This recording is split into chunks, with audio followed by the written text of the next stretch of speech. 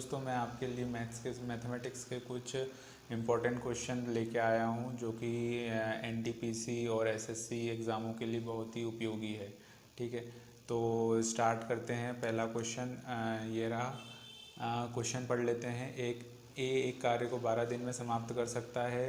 ए तथा बी मिलकर इसे 8 दिन में समाप्त कर सकते हैं। बी अकेला इस कार्य को कितने दिन में समाप्त कर सकता है।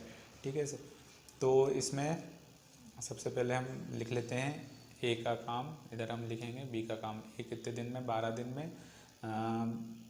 अब बी तो हमको निकालना है। ठीक है, तो ए और बी, इसको हम ए और बी मान लेते हैं। ए और बी मिलकर कितने दिन में काम करते हैं, 8 दिन में। ठीक है, तो इसको हम डिवाइड कर लेते हैं। ये हो जाएगा हमारा 2 6 ज़ा 12, 2 4 ज़ा 8, 2 2 ज़ा 4, 2 3 ज़ा 6। इसको हम इंटरचेंज करेंगे 2 और 3। अब इंटरचेंज क्यों किया गया, ये आपका काम है और ये इनकी इफ़िशियंसी है, मतलब एक दिन में ये कितना काम करते हैं। तो जिसका काम जिसका टाइम जिसने दिन ज़्यादा लिए उनका एफिशिएंसी कम होगी, और जिसने दिन कम लिए उनकी एफिशिएंसी ज़्यादा होगी। ठीक है, तो इनकी एफिशिएंसी ए की निकली 2 और ए और बी की एफिशिएंसी मिलकर निकली 3। हमको किसकी चाहिए, बी की। तो ए और बी में से हम ए की माइनस कर देंगे तो हमें बी की एफिशिएंसी मिल जाएगी। तो 3 - 2 1। तो बी की एफिशिएंसी कितनी आ गई, 1। एफिशिएंसी मतलब कार्य करने की क्षमता। तो बी की एफिशिएंसी आ गई। टोटल कार्य कैसे निकालेंगे, 8 3 ज़ा 24। तो टोटल एफिशिएंसी कितनी थी, 24। 1 से अगर डिवाइड करेंगे तो आएगा सिर्फ 24। तो आंसर आएगा इसका 24। ठीक है, तो ये जो टाइम्स एंड वर्क वाले क्वेश्चन हैं, इनके लिए मैं अलग से एक वीडियो बनाऊंगा। एक्चुअली मैं पूरे चैप्टर की अलग से एक वीडियो बनाऊंगा जिसमें इंडिविजुअल आपको सारे ट्रिक्स और फॉर्मूले में अलग से बताऊंगा। ये सिर्फ मैं क्वेश्चन करा रहा हूँ जो कि इम्पॉर्टेंट हैं, ये किसी न किसी एग्ज़ाम में आए हुए हैं। ठीक है, अगला क्वेश्चन देखते हैं। अगला क्वेश्चन है, ए की आय बी की आय से 25% अधिक है, तो बी की आय ए की आय से कितनी कम होगी। ठीक है, ऐसे क्वेश्चनों के लिए एक ट्रिक है। जैसे आप पहली लाइन पढ़िए, ए की आय बी की आय से 25% तक अधिक है। 25% तक अधिक है, तो इसमें क्या करना है, पहले तो 25% लिखना है जो कि लिखा हुआ है यहाँ पर। अब वो अधिक है तो अधिक में 100 में नीचे 25 प्लस कर देंगे। 100 में नीचे 25 प्लस कर देंगे, और ये ऐसे वाले क्वेश्चनों में सब में एप्लीकेबल है। अभी यहाँ अधिक है, अगर कमी होती तो हम 100 में से माइनस कर देते। अभी यहाँ अधिक है तो हम इसमें 100 में प्लस कर देंगे, तो ये जाएगा 125 इंटू में 100 कर देंगे। ये 5 से, ये 4 से, ये 5 5 ज़ा 25, ये 5 4 ज़ा 20। तो 20% इसका आंसर होगा। ठीक है, मतलब समझ में आया। अभी यहाँ अगर अधिक की जगह कम होता तो हम यहाँ लिख देते 75। ठीक है, 100 में से 25 माइनस कर देते। ठीक है, बट यहाँ पर 25 अधिक। हमें इसे नहीं देखना ये कितना कम है या ज़्यादा है, सिर्फ हमें पहली लाइन पढ़नी है। ए की आय बी की आय से 25% अधिक है। अधिक है तो 100 में प्लस कर देना नीचे। ऊपर तो 25 ही आएगा, यहाँ 30 भी होता तो यहाँ 30 आता है। ठीक है, ये ध्यान रखना इस चीज़ को। मैं हर एक चैप्टर के लिए अलग से एक सेपरेट जो वीडियोज़ हैं वो बनाने वाला हूँ, तो वो भी देखना, और पसंद आए तो सब्सक्राइब करना, लाइक करना, शेयर करना। ठीक है, अगला क्वेश्चन देखते हैं। अगला क्वेश्चन है ये चक्रवर्ती ब्याज से। ठीक है, कंपाउंड इंटरेस्ट से 20,000 रुपये को 2 वर्षों के लिए 10% ब्याज दर पर आधा उधार दिया जाने पर चक्रवर्ती ब्याज क्या होगा। तो ऑप्शन है आपके 3,000, 4,000, 3,500 और 4,200। ठीक है, देखिए ऐसे क्वेश्चनों के लिए हमें आपको बुक में एक बेसिक फार्मूला मिल जाएगा। फार्मूला मैं लिखता हूँ, A is equal to P upon में 1 प्लस आर अपॉन में 100 की पावर टी। यहाँ आर रेट है, टी टाइम है। ठीक है, पी प्रिंसिपल है, ए अमाउंट है। प्रिंसिपल मतलब मूलधन,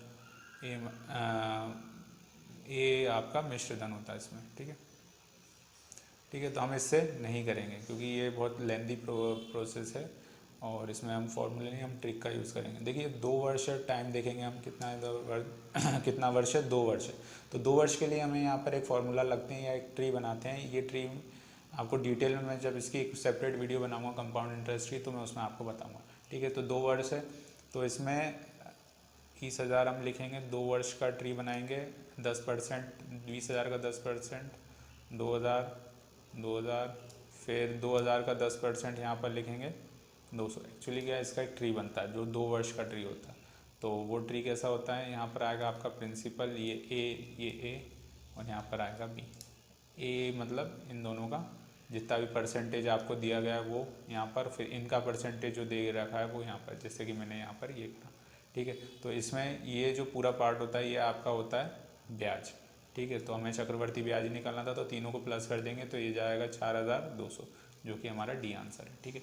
अगर हमको सिर्फ पूछा रहता है कि चक्रवर्ती ब्याज और साधारण ब्याज का अंतर, तो हम सिर्फ इतना लिखते 200। और यहाँ पर अगर सिर्फ पूछा रहता है कि सिंपल ब्याज या साधारण ब्याज कितना होगा, तो सिर्फ वो इतना होता है, ठीक है। ये पैटर्न है पूरा, इसमें बहुत सारे क्वेश्चन सॉल्व हो जाते हैं। आपको कोई सा भी फॉर्मूला याद करने की ज़रूरत नहीं है अगर आपको ट्री समझ में आता है तो, ठीक है। ये थोड़ा सा कॉम्प्लेक्स रहेगा, बट हम इसकी सेपरेट वीडियो बनाएंगे जिसमें मैं पूरा डिटेल से, बिल्कुल डिटेल से आपको बताऊंगा कि किस तरह से ट्री बनता है, 2 साल का, 3 साल का, 4 साल का सरेक का ट्री बनता है। और ट्री बिल्कुल सिंपल है, कोई इसमें अलग से कोई ज़्यादा कॉम्प्लेक्सिटी नहीं है, बट एक बार समझ में आना चाहिए, ठीक है। अगला क्वेश्चन देखते हैं। ये सिम्प्लीफिकेशंस वगैरह, स्टड वगैरह उसमें ये आपको मिल जाते हैं, बहुत ही सिंपल क्वेश्चन। इनका सॉल्व करने का तरीका आपको ही पता होना चाहिए। इसको आप बिल्कुल लास्ट से स्टार्ट करते हैं 25 का रूट तो आपको पता ही होगा कितना होता है, 5, ठीक है। अब ये 5 11 में प्लस हो जाएगा, ठीक है। तो 11 5 ये हो जाएगा आपका 16, तो फिर से 21, अब ये अंडर रूट में 16 आएगा तो कितना हो जाएगा 4, तो ये 4 यहाँ जाएगा, ठीक है।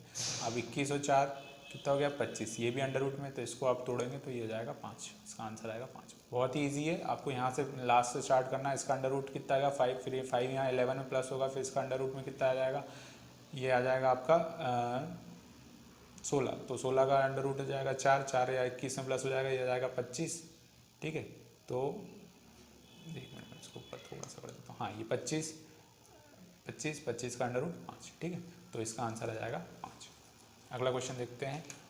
अगला क्वेश्चन है आपका, एक पंचभुजा के प्रत्येक अंतकोण का मान ज्ञात करिए। ये थोड़ा हायर मैथमेटिक्स वाला क्वेश्चन है, तो इसमें आप डायरेक्ट एक काम क्वेश्चन में बता देता हूँ। क्वेश्चन क्या कह रहा है कि जो पंचभुजा वाले जो आकृति है, या जो पंचभुजा मतलब जिसकी 5 भुजाएं होती हैं, लाइक दिस, ये पंचभुजा, ठीक है।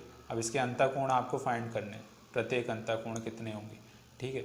तो इसके लिए एक डायरेक्ट फार्मूला रहता है, वो मैं फार्मूला आपको बता देता हूँ, n-2 इंटू में 180 डिग्री। ये आपका प्रत्येक नहीं निकालना है, ये सिर्फ एक टोटल निकालेगा। प्रत्येक के लिए आपको फिर से इसको n से डिवाइड करना पड़ेगा। यहाँ पर n कितना है, जैसे 5 पंचभुज है तो यहाँ n 5 हो जाएगा, ये षटभुज है तो यहाँ 6 हो जाएगा, ठीक है। तो ये फॉर्मूला आपको याद रखना है और प्रत्येक के लिए n से डिवाइड करना। अगर यहाँ प्रत्येक नहीं लिखा रहता तो हम n से डिवाइड नहीं करते। तो n की वैल्यू यहाँ पर कितनी दे रखी है 5, तो ये 5 - 2 इंटू में 180 अपॉन में n, यहाँ हो जाएगा 3, n की जगह भी हमको 5 लिखना है, ठीक है। तो यहाँ पर हो जाएगा 3 इंटू 180 अपॉन में 5, 5 3 ज़ा 15, और ये हो जाएगा 5 6 ज़ा 30, 6 3 ज़ा 18, 3 3 ज़ा 9, और ये 10, मतलब 108 इसका आंसर होगा। बिल्कुल सिंपल है, आपको एक फार्मूला याद रखना है, n-2 इंटू 180। फार्मूला भी ज़्यादा टफ नहीं है एक्चुअली, इसलिए फार्मूला बहुत बड़ा रहता है, इसको ड्राइव करके छोटा बनाया है, ठीक है।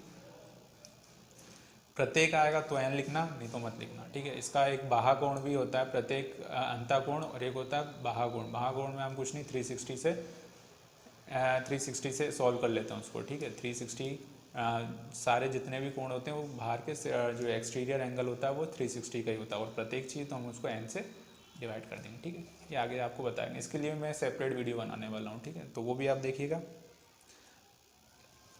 अगला क्वेश्चन तो ये रहा हमारा अगला क्वेश्चन, ये हमारा टाइम एंड वर्क में से निकाला है मैंने ये क्वेश्चन। बिल्कुल ये सब इंपॉर्टेंट क्वेश्चन है, किसी ना किसी एग्ज़ाम में ये आए हुए हैं, खासकर एनटीपीसी और रेलवेज एग्जामों में ये बहुत आए हैं, वहीं से निकाले हैं। और ये रेलवे के बहुत फेमस क्वेश्चन होते हैं टाइम एंड वर्क वाले, ठीक है।